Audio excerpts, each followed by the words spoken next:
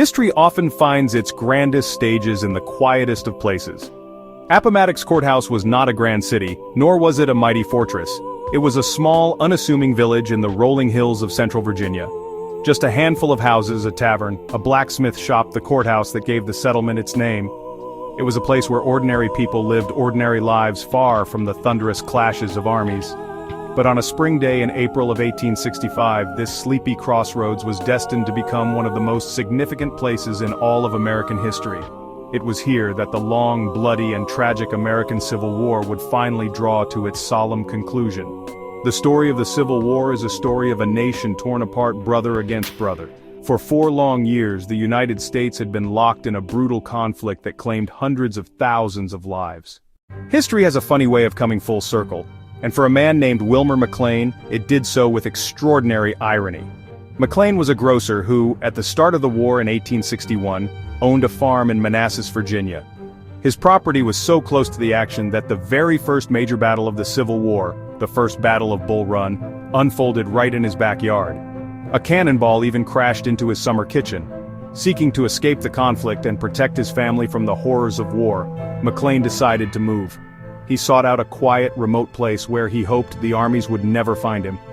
He chose a small, peaceful village called Appomattox Court House. For nearly 4 years, McLean's plan worked. The war raged on elsewhere, leaving his new home untouched. He lived in a comfortable 2-story brick house, one of the finest in the village, and enjoyed the quiet life he had sought. But destiny, it seems, had other plans for Mr. McLean. Once the surrender document was signed, a strange thing began to happen in Wilmer McLean's parlor. The Union officers who had witnessed the historic moment suddenly wanted a piece of it.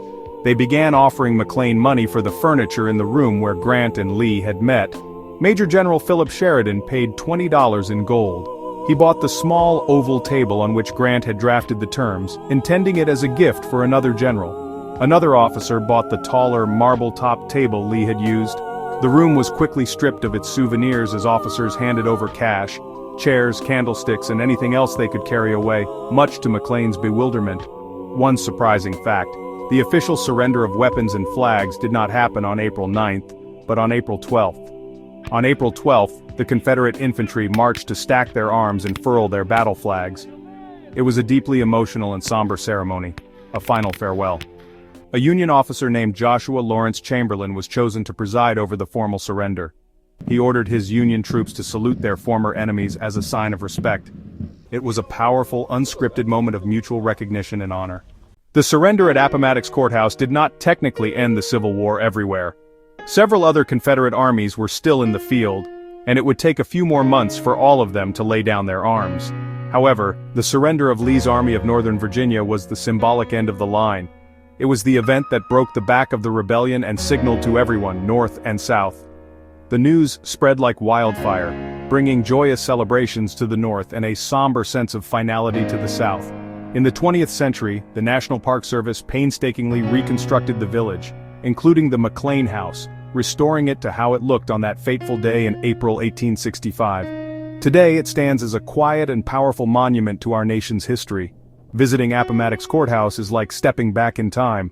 You can stand in the very parlor where Grant and Lee sat and brought an end to 4 years of bloodshed, but a testament to the difficult and necessary work of peace and reconciliation, and hope of the American experiment. Subscribe for more fun history facts.